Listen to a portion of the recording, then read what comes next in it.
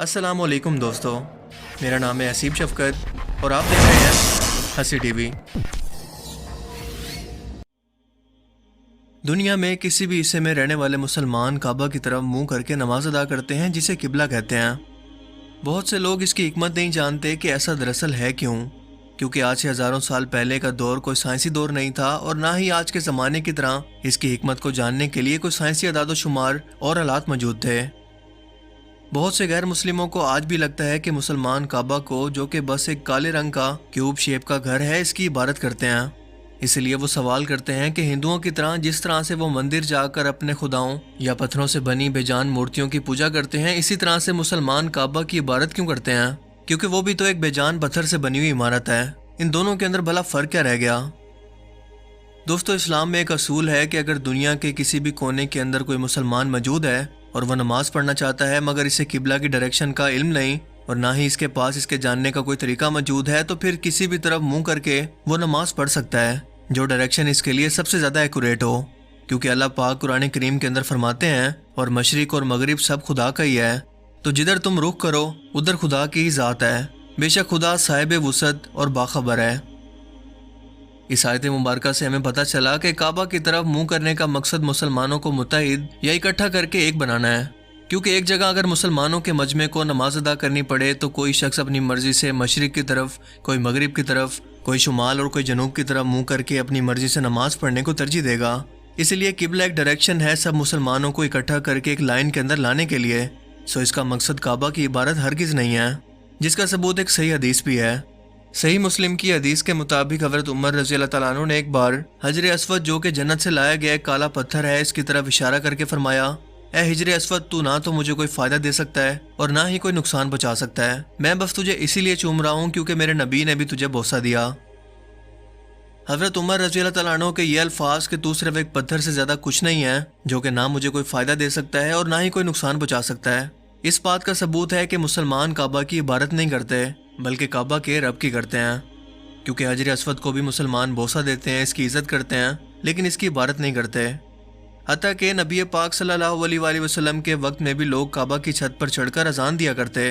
क्या कोई शख्स जो कि काबा की इबादत करता हो इसके ऊपर खड़े होकर अजान देने की हिम्मत भला कर सकता है? यही नहीं, अगर हम दुनिया और कायनात के निज़ाम को देखें और इस पर गौर करें तो हमें पता चलेगा कि कायनात में सितारे, स्यारे और कहकशाएं सब एक ख़ास मरकज़ या एक दरमियानी मरकज़ की तरफ काउंटर क्लॉकवाइज डायरेक्शन के अंदर घूम रहे हैं। यह निज़ाम दुनिया में भी एटम के स्ट्रक्चर तक में आपको नज़र आएगा और काबा की सूरत में भी, जहां दुनिया भर के मुसलमान एक पॉइंट ऑफ सेंटर यानी कि एक मरकज़ के गिर्द चक्कर लगाकर अल्लाह ताला की इबादत कर रहे हैं, जैसे कायनात की हर एक चीज़ कर रही है। लेकिन ये मरकज़ खुदा की ज़ात नहीं बल्कि इसका बनाया गया एक मुकम्मल निज़ाम है जो कि अपने आसपास के निज़ाम को जोड़े हुए है। जबकि अगर साइंसी बुनियादों पर देखें तो जब भी कोई शख्स इबादत के लिए अपना सर ज़मीन पर काबा की डायरेक्शन के अंदर रखता है तो इस सजदे की हालत में इसके जिस्म से नेगेटिव एनर्जी परफेक्ट तरीके से खारिज होती है,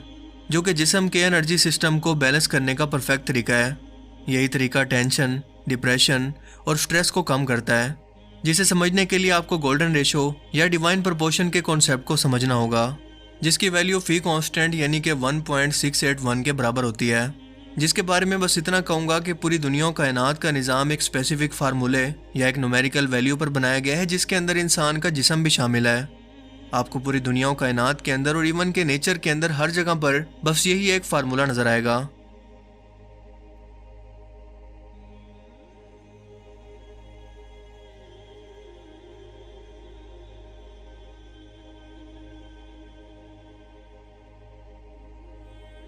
और अगर यही फार्मूला हम ज़मीन के ग्लोब पर अप्लाई करें तो जवाब आता है मक्का शहर,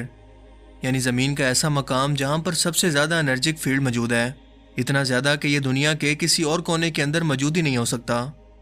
हत्ता कि सैटेलाइट से देखने पर भी इसको महसूस किया जा सकता है। एस्ट्रोनॉट भी इस बात का एतराफ़ करते हैं कि काबा से एक ख़ास किस्म का एनर्जिक फील्ड हर वक्त खारिज होता रहता है। और बतौर मुसलमान हम ये बात जानते हैं कि काबा की डायरेक्शन के ऊपर यानी कि 7 आसमानों पर एक और काबा या अल्लाह ताला का घर मौजूद है, जिसे बैतुल मामूर कहते हैं। रोज़ाना तकरीबन 70,000 फरिश्ते इसका तवाफ़ करते हैं और जो एक बार अपनी पूरी ज़िंदगी के अंदर इस सादत को हासिल कर ले, फिर उस फरिश्ते की पूरी ज़िंदगी के अंदर फरिश्तों की बेताशा तादाद की वजह से उसकी बारी कभी नहीं आती।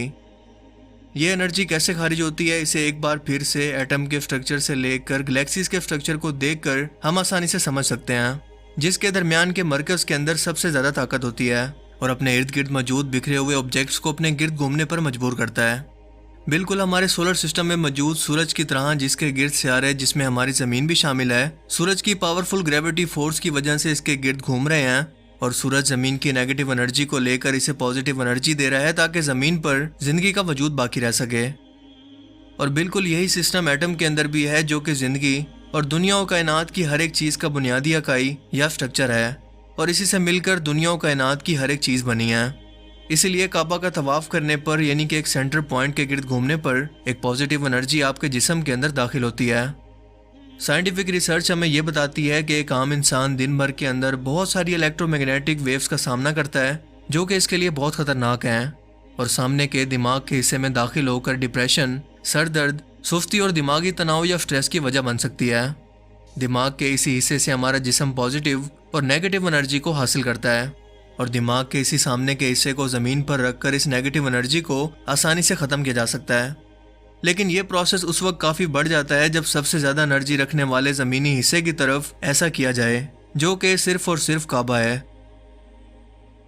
ڈاکٹر اینڈریوز نیوزبرگ نے دماغ کی انہی ایکٹیویٹیز کو نماز کے دوران ناپنے کی کوشش کی تو وہ یہ جان کر حیران رہ گیا کہ نماز کے دوران اس شخص کے دماغ پر سیدھا یہ انرجی اثر انداز ہو رہی ہے، جس کی وجہ سے فرنٹل لوب یا دماغ کا سامنے کا حصہ عمر گزرنے کے ساتھ ساتھ سکڑتا نہیں ہے، جس کا مطلب کہ دماغ کے اس حصے کے ذمہ کام جو کہ ہیں پڑھنا لکھنا اور یادداشت، وہ بھی متاثر نہیں ہوتے، اور بڑھاپے کے اندر بھی آپ کی یادداشت کو کمزور ہونے سے بچا کر آپ کو قدرتی طور پر میڈیٹیشن کو فراہم کرتا ہے۔ کیا آپ یقین کریں گے کہ آرکیولوجسٹ کی تحقیق کے مطابق بلس پتھر، جو کہ مکہ مکرمہ کے اندر موجود ہیں، دنیا کے سب سے پرانے یا قدیم پتھر ہیں۔ جب سائنٹسٹ نے یہاں سے سیمپل لے کر اکٹھا کیا تو پتہ چلا کہ یہ زمین کی شروعات کے وقت یا زمین کے بننے سے بھی پہلے کے پتھر ہیں، جو کہ ہمارے سولر سسٹم کے اندر کہیں پر موجود تھے، اور زمین کے بننے کی شروعات کے وقت جب ایسٹرائیڈ زمین کی سطح سے ٹکرا رہے تھے تب یہ پتھر اسی لوکیشن پر آ کر گرے۔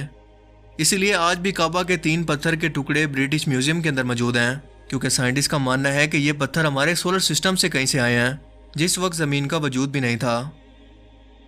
زمین پر کعبہ کی لوکیشن یا لیٹیٹیوڈ 21 ڈگری اور 25 ڈگری ہے، لیکن کیا آپ یقین کریں گے کہ قرآن کریم کے اندر کعبہ کو بیان کرنے کی صورت کا نمبر بھی 2125 ہی ہے،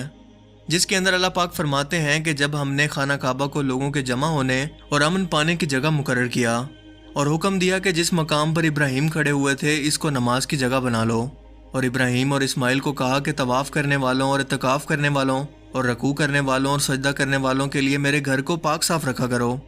جبکہ کوما کے بعد کی ویلیوز کو اگر ہم پرسنٹیج کے اندر بدلیں تو ہمارے پاس جواب آتا ہے 21.42،